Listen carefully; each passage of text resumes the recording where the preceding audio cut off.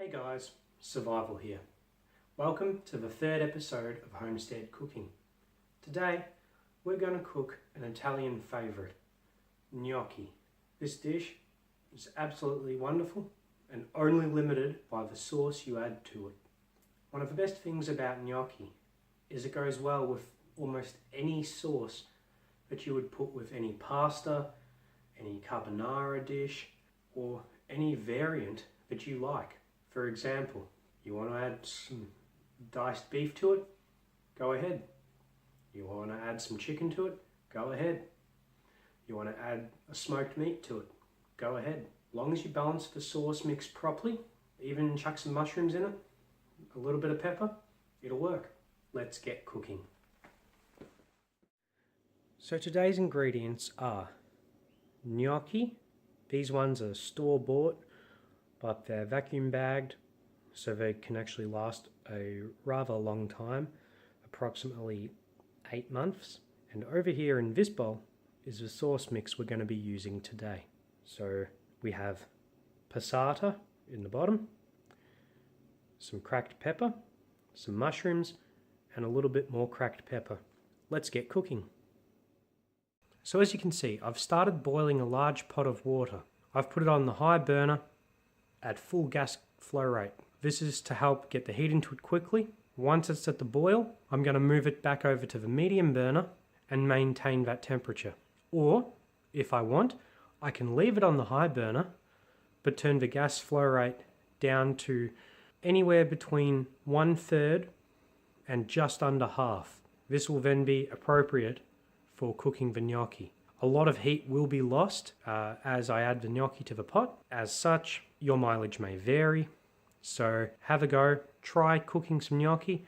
You'll work out what settings work best for you. I may vary from these approximations based on my circumstances, but don't fret, it's extremely easy. So as you can see, I've moved the pot over to a medium burner. This way, I've got more control over the heat and I'll be able to get a more even and consistent cook. So at this point, I'm going to add pink Himalayan salt that we normally use. Just a little bit, not too much, as it is a very strong flavour. And now I'm going to carefully, so as to not splash any of the boiling water, add the gnocchi. This burner is turned all the way up. I'm just going to gently move the gnocchi so as to allow it to separate. The gnocchi will rise to the top once it's ready. If you let it simmer at the top for just a little bit, its texture will adjust. So I usually like to let it simmer at the top for just a little bit, approximately 1 to 1.5 minutes. And that gives me the texture that I like. A little bit of practice, trial and error, and you'll very quickly work out how long to let it simmer at the top for to get the texture that you like. So I've moved back to a high burner just to help it cook and maintain that boil a lot better. The temperature has just plummeted outside, and that's had a slight effect as we had a few of the windows open because the breeze was nice and the temperature was just right. But now that the temperature's dropped, that'll affect our cooking. So it's on a high burner. We'll just give it a gentle stir every so often, just to ensure that none of it sticks to the bottom. And as soon as it's ready, it will rise to the top. So I've turned the range hood on, but as you can see around this area, the gnocchi is starting to get ready, so it's rising. As the gnocchi is very uniform in size, a lot of it will get ready around the same time. Now you're probably wondering, why haven't you started cooking the sauce? It's going to take a while. Well, the simple answer to that is, I have a bowl that I've warmed gently in the oven. Put the oven on a very low setting, and I've used that to just warm the bowl. So I will let the gnocchi sit in a warm bowl whilst I cook the sauce. By doing so, the gnocchi can rest, any excess water can leave it, and then any remaining heat that will be required will be quickly added by the sauce.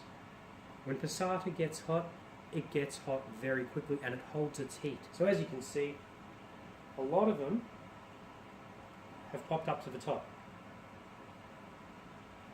I'm just going to let them sit here a little bit so I can get the texture that I want. Now, one thing I would advise is to just gently verify that there's none stuck at the bottom by giving it a gentle stir. Anytime you feel any resistance at the bottom, just gently push to make sure it doesn't bake on. You want all the good gnocchi to be in your bowl, not stuck to your pot. So there we go, none are stuck to the bottom. Some are at various levels. Most are coming to the top.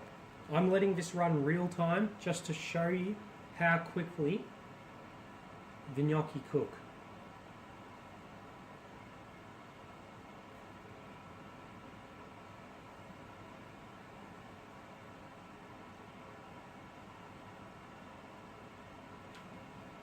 So it's starting to get a little foamy. I'm going to turn the temperature down a little bit, just enough that I can see the majority of the gnocchi.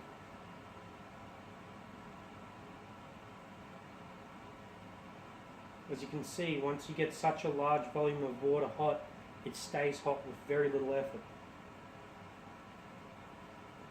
I've turned the high burner down to almost 1/3 of its opening.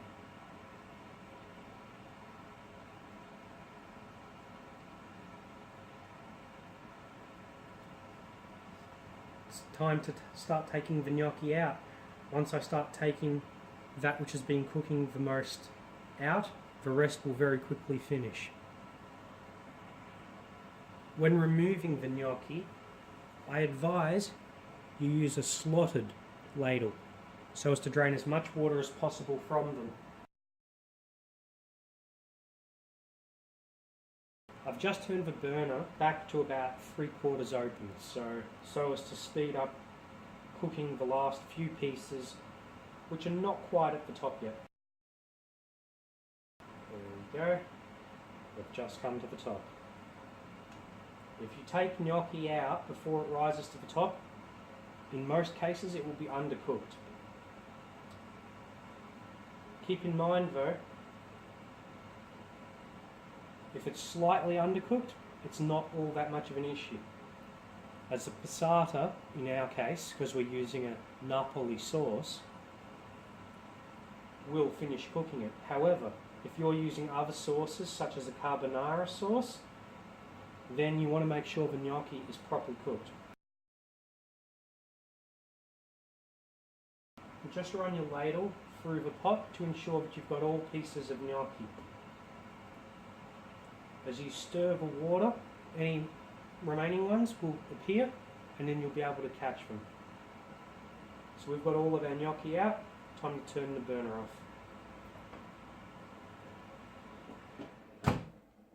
We'll turn the range hood off.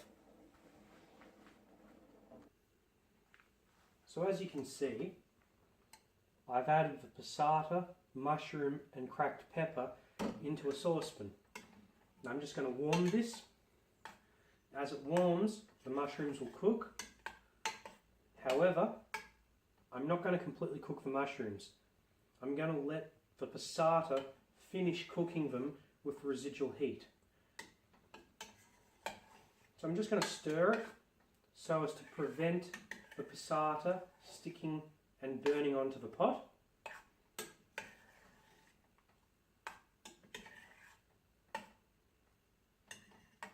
Now I've got the medium burner at about 3/4 heat.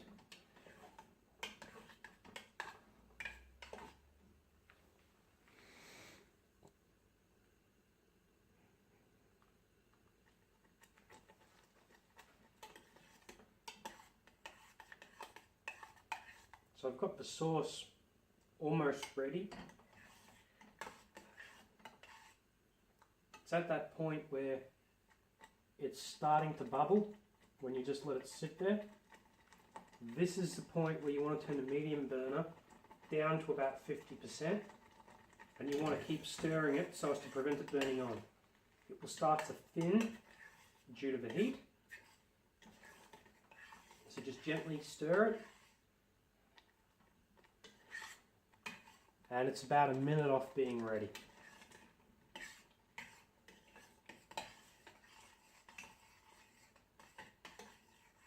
Once the sauce reaches about 1/3 the consistency that it started at, you know it'll be ready. If it starts spitting at you, turn the temperature down. Lift the pot above the flame, but off the actual stove rest.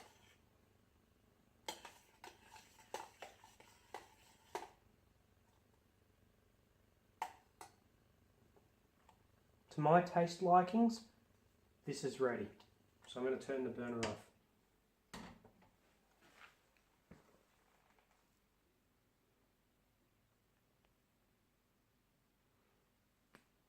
And there you have it.